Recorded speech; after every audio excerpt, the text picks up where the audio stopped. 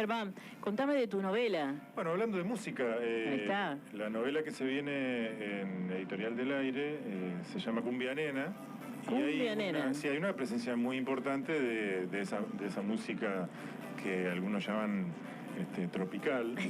Y que sirve por ahí como telón de fondo de una historia puntual, de un romance entre dos personas. Digamos que no sería un romance muy convencional porque es un hombre y una chica travesti. Ah, mirá, qué linda historia. Sí.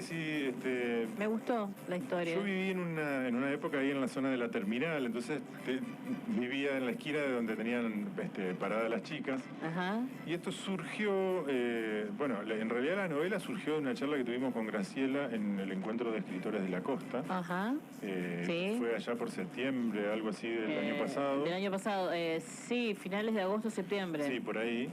Y bueno, entonces... En lo de Pipi Bosch. En la biblioteca... Ah, en la otra, sí. En la biblioteca Domingo Guzmán Silva, hermosa biblioteca. Sí. Y estuvimos hablando de hacer algo juntos, digamos, porque a mí siempre me pareció muy interesante el proyecto de la Editorial del Aire. Y Chela había leído una novela mía que se llama Los Ariscos, entonces es como que surgió ahí una idea. Y yo tenía dando vueltas algunas ideas sobre esto y ella me habla de una colección que se llama Material Sensible, que ya tuvo un libro muy, muy lindo de Felipe Aidar. Sí. Y bueno, a mí se me ocurrió escribir una historia especialmente para esa colección, porque no tenía un texto que se ajustara más o menos a lo que habíamos hablado. Al encuadre de que venían hablando. Sí, ese Material Sensible.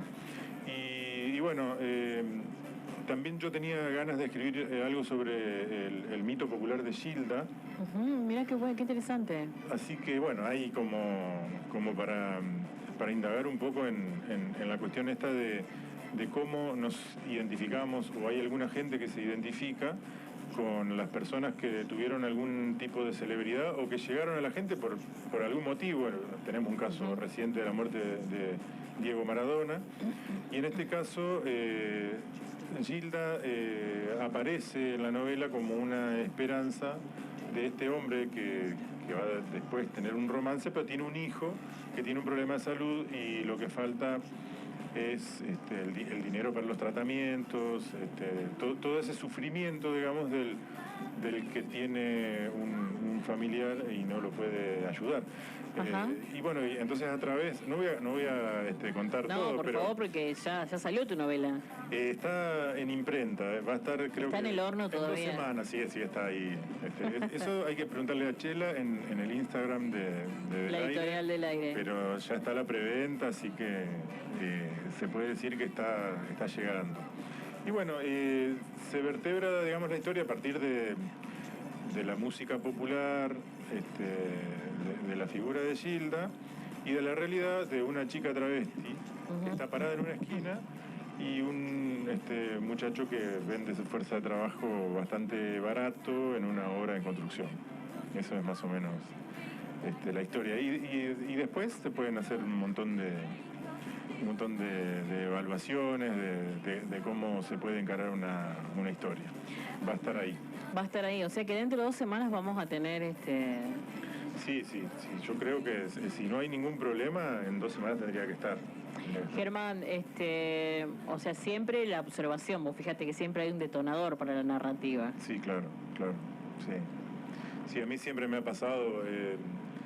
observaciones. De hecho, toda mi literatura tiene que ver con eso, digamos, porque mi primer libro, por ejemplo, fue sobre los cuentos sobre la inundación del 2003, que bueno, fue un momento clave para esta ciudad. Si tenemos que hablar de, no sé, los últimos 30, 40 años de la ciudad, ese es uno de los hechos más que van a marcar más a la gente que lo vivió. Bueno, después la historia de Otilia Acuña en una crónica, digamos, que cuenta su vida, la vida de su hija, de su nieta, de su yerno, y a partir de ahí siempre un punto de observación, una historia que nos llega por algún motivo y que después desencadena normalmente en una ficción, porque a mí me gusta mucho más escribir ficción que crónica, aunque también me gusta la crónica, ¿no? ¿Te gustan las crónicas? Sí, me gusta. A mí a mí es como que le agarré el sabor, el gustito a los micros cuentos. Sí tengo la idea para desarrollar una novelita, la tengo ahí, ¿viste? ¿Y la estás trabajando ya? Y en pequeñas frases. Bueno, Son pequeñas, ¿viste? Tips, Sí. detonadores que papá, voy armando. Yo, por ejemplo, como decíamos en el bloque anterior, no puedo hablar mucho de poesía porque no la escribo. Ujú. Pero sí he escrito cuentos cortos, microcuentos, y me parece que esa síntesis que se necesita es lo más difícil quizá de la literatura. Es decir, quizá un buen cuento corto puede llevar en cantidad de tiempo lo que puede llevar una novela. Eso me dijo, exactamente tus palabras me lo dijo un querido amigo, Gustavo Farabolín. Ah, bueno, Gustavo, ya que lo nombrás, me parece que más allá de su obra y de este libro que sigue haciendo tanto Ruido. y que tan bienvenido fue en esta ciudad y te diría que en la región también, si algo lo caracterizaba a él era la generosidad. La generosidad y su capacidad también para armar grupos.